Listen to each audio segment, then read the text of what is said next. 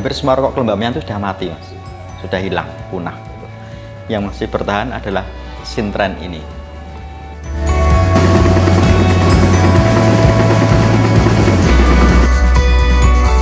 Rokok saya itu sasarannya orang tua, usianya 60-an lah. Nah, dengan adanya tambah tahun kan orang tua itu pada meninggal ya. Jadi otot berkurang.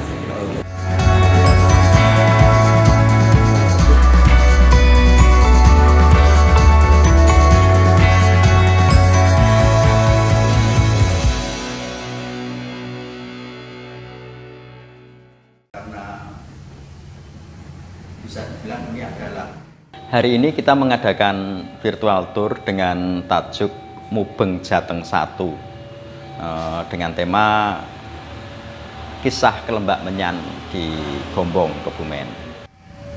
Nama saya Edi Hendrawanto. Saya sebagai yang punya juga pimpinan perusahaan rokok Sintren. Saya generasi kedua. Berdirinya tahun 50, pendirinya orang tua saya sendiri. Namanya Agus Sugianto. Saya baru dikasih mandat tahun 88 setelah kuliahnya selesai. Ya memang kita sasarannya memang orang tua ya. Rokok saya itu sasarannya orang tua, usianya 60-an lah. Jadi bukan generasi muda, bukan. Nah dengan adanya tambah tahun kan orang tua itu pada meninggal ya. Jadi otot berkurang.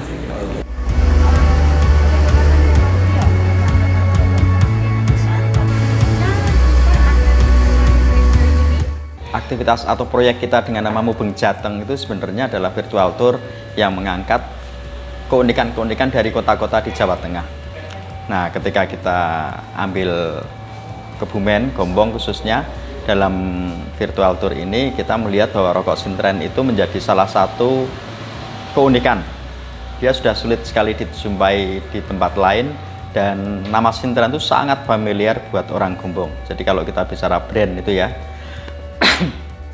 itu ada istilah komunal brand. Jadi merek Sintren itu bukan sekedar menjadi miliknya Pak Edi selaku pemilik rokok Sintren, tapi nama Sintren itu sudah menjadi milik warga Gombong. Nah, jadi dengan alasan itulah kita mengambil Sintren sebagai topik virtual tour hari ini. Kita memang harus ini ya, kualitasnya dijamin. Kita menjamin istilahnya jangan dirubah. Jadi kita tetap kualitas yang terbaik. Jadi ya, tembakonya yang paling bagus, bisa bertahan lama. Komposisinya kan yang banyak tembakau itu. Jadi dalam satu batang itu 70% itu tembakau. Jadi kalau tembakonya kita bagus, itu bisa bertahan. Kemenyan dikit 30% lah. Kelembak cuma 20%. Kira-kira. Tembakonya kita ambil satu tempat, daerah Muntilan. Soalnya itu harganya bisa terjangkau. Kalau yang lainnya kan harganya tinggi-tinggi. Iya bagus, itu malah nomor 1. Karena kita kebentuknya di harga. Jadi kita tidak berani memaksakan. Ya mahal. Kalau kita paksakan malah habis sendiri, kita tidak masuk kalkulasi. Malah lebih bagus dibandingkan Muntilan, tembakau Kebumen. Kelembaknya itu daerah Wonosobo dan Magelang. Cuma 2 lokasi, lainnya nggak ada. Menyanyi daerah Tapanuli, Sumatera. Ya daerahnya memang adanya di sana, cuma satu tempat. Di Sumateranya saja cuma Tapanuli. Sumatera lain ada, cuma nggak bisa, getahnya nggak keluar. Itu kemenyan itu dari getah. Ini unik karena hampir semua rokok Kelembakmian itu sudah mati, Mas. Sudah hilang, punah. Yang masih bertahan adalah Sintren ini. Dia masih bertahan meskipun dengan konsumen yang terbatas, karena rata-rata konsumennya ada di pedesaan dengan usia 50-60 tahun ke atas. Itu pun dari penjelasan Pak Edi hanya terbatas di kawasan Jawa Tengah, bagian selatan dan barat. Tapi bagaimanapun masih berkembang cukup bagus dengan ribuan batang produksi per hari. Saya kira beberapa tahun ke depan rokok Sintren masih cukup stabil. Apalagi putra Pak Edi, Mas Pedro, yang memang secara akademis dia adalah pengolahan hasil pertanian, seorang insinyur gitu. Dia mulai tertarik untuk melihat bisnis keluarga ini. Dia membuat akun Instagram untuk melayani pembeli luar kota dan sebagainya. Ini buat saya menjadi satu hal yang membanggakan dan membesarkan hati bahwa ada proses regenerasi di Sintren. Ya kita sehari kira-kira ya 30 bal ya kira-kira 30.000 batang. Ya lokasinya banyak ya, daerah timur sampai Magelang, daerah barat sampai Majenang, Sidoarjo, Jambi juga ada pemasarannya. Yaitu kelembak menyan. Jadi jangan pakai yang lain-lain ya. Rokok kelembak menyan nggak bisa, misalkan kelembaknya habis diganti barang lain, itu jangan, nggak bisa itu. Jadi kelembak harus kelembak, menyan juga harus menyan. Kalau kemasan kita sebetulnya mau saya perbaiki, tapi berhubung kita kan harganya murah Pak. Kalau perbaiki nanti kosnya terlalu tinggi malah nggak untung nanti malah. Harganya satu ini kan 3.000-an kira-kira. Per batang 300. Kalau ini 30.000. Ini 10 bungkus. Murah sekali. Kalau Sintren ada 3 item. Kalau Bangjo ada 2 item. Kalau Tokok ada 3 item. Dari semuanya ada 8 item.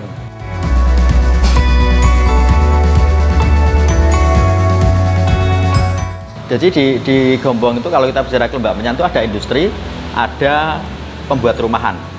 Pembuat rumahan itu ada di daerah Petanaan, daerah pantai-pantai selatan yang itu memang mereka nggak pakai cukai, jadi itu rokok bodong apa istilahnya yang ya itu sebenarnya ilegal sih, karena beberapa kali dari Bea Cukai juga melakukan pembinaan ke sana.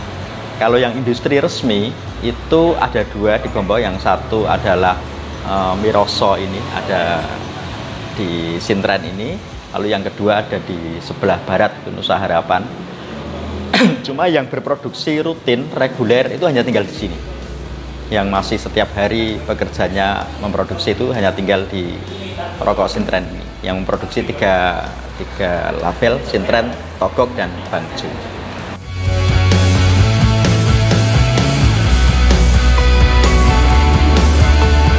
Kretek dulu pernah bikin tahun 80-an. Nggak jalan, kita memang judulnya di Komunya. Kalau kita di Kretek, saya ceritakan nggak bisa tahan lama. Karena apa? Yang di atasnya saya banyak, gitu, yang besar-besar. Jadi kita posisi di bawah, itu lama-lama habis. Kalau kita posisi menyan, kita malah di atas. Jadi kita kalau sampai habis, yang bapak saya udah habis duluan. Saya terakhir. Gitu.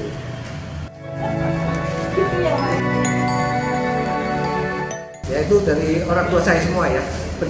Yang merekrut itu orang tua saya semua. Tadinya banyak sampai 1.000 orang dulu peliting saya. Lama-lama berkurang kan karena tua meninggal. Nah sekarang tinggal 50-an kira-kira.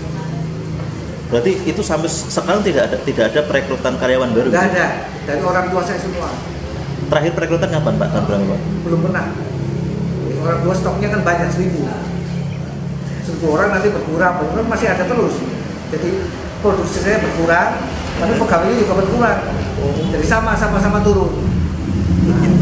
Yang paling muda sekitar 60-an, paling tua 90. Dia kerja di sini usia 20-an lah. 17, 20 sampai sekarang. Nggak ada pensiun. Asal sehat boleh kerja. Nah, karena jasanya begitu besar. Pelitingnya jasanya begitu besar buat saya. Jadi kita nggak tega. Karena kita juga konsumennya berkurang.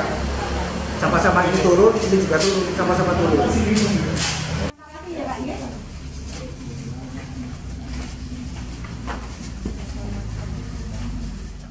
Saya pribadi mengatakan bahwa ini adalah cagar budaya. Cagar budaya dalam konteks intangible atau non ragawi atau yang non fisik gitu. Jadi saya pikir kelembak menyan itu cagar budaya sebagai sebuah pengetahuan racian rokok, pengetahuan bagaimana melinting dan sebagainya, itu harus dilestarikan sih, pengetahuan itu sebagai sebuah heritage knowledge, itu sebagai sebuah intangible heritage. Jadi ini cagar budaya yang sangat penting juga sangat menarik. Saya tidak mau masuk ke pro kontra soal merokok ya, tapi saya melihat bahwa Sintren itu bisa sekarang sebenarnya dia punya 2 pendekatan. Yang pertama pendekatan sebuah industri, tapi pendekatan kedua dia sebagai bagian dari atraksi wisata. Itu harus dipikirkan juga. Kalau anak saya nanti barangkali minat, saya turunkan lagi, barangkali bisa sampai 100 tahun.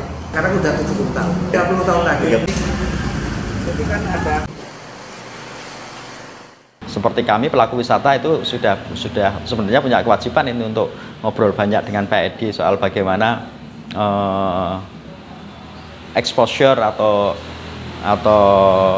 bagaimana teman-teman datang kemudian semakin banyak yang tahu. Itu selain meningkatkan penjualan, juga kita bisa berpikir lain, misalnya merchandise atau hal-hal lain yang juga bisa dijual sebagai kenangan gitu. Akhirnya Rokok Sindren bukan hanya sekedar rokok, tapi dia adalah kenangan ketika saya berwisata ke Gombong.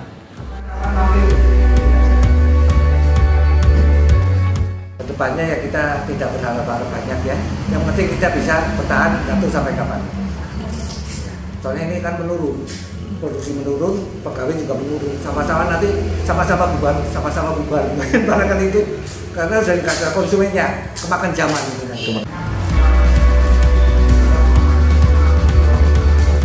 Jadi Mubeng Jateng itu adalah sebuah kolaborasi dari pelaku wisata dan komunitas di beberapa kota di Jawa Tengah. Intinya kita ingin mempromosikan destinasi-destinasi wisata di Jawa Tengah, khususnya yang selama ini mungkin terabaikan atau dianggap bukan tempat wisata atau bukan bagian dari wisata.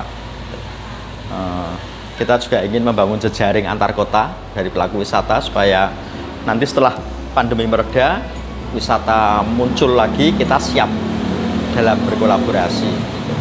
Nah, saat ini kita mengambil tema Rokok Kelembak Menyan, kemudian bulan November besok kita akan berpindah ke Purwokerto. Temanya adalah sejarah Brimob, Korps Brimob. Karena pendiri Brimob itu tinggalnya di Purwokerto dan di sana ada batalion Brimob. Kita akan masuk ke sana mencari tahu apa sih Brimob itu. Kemudian bulan Desember kita akan berpindah ke Purworejo.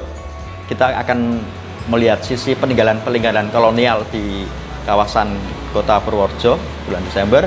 Bulan Januari kita akan ke Sukoharjo, ke Kecamatan Bagi. Di sana ada desa-desa yang ternyata punya atraksi-atraksi budaya yang menarik. Lalu Februari kita akan berpindah ke Paraan, karena Februari adalah suasana Imlek. Kita akan mengambil Chinese Heritage, heritage Tionghoa yang tersembunyi di Paraan. Setelah itu kita akan ke Solo, mendalami atau melacak jejak Karsten. Karsten adalah arsitek legendaris Hindia Belanda yang punya peninggalan-peninggalan di Solo. Kita juga akan ke Cilacap dan ke beberapa tempat lain. Dan saat ini sudah ada beberapa kota yang juga menyatakan diri untuk siap bergabung. Ada Boyolali, Semarang, Pekalongan, Batang, dan Solotigo.